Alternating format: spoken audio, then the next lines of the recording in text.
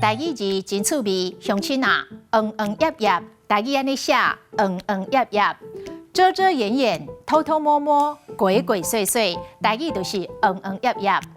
原来这颗是查拉布，无怪秘密刺刺，叶叶，惊人发现。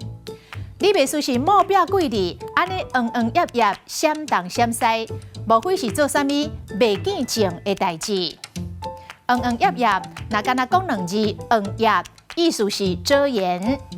因两人上班的时间互相叶，走出去冒灰。叶嘛有暗藏的意思，伊叶袂少的西客，因某拢唔知。叶叶的叶，头叶。做老母的唔甘查囝生活艰苦，常常都偷叶钱，互查囝唔甘互新妇知。叶买狗，伊无毛鸡鸡大鸡，碰风水鸡太无白，互人看破骹手，动破家规，那叶买狗白日弄。今仔日的台语字叶叶，实在真趣味。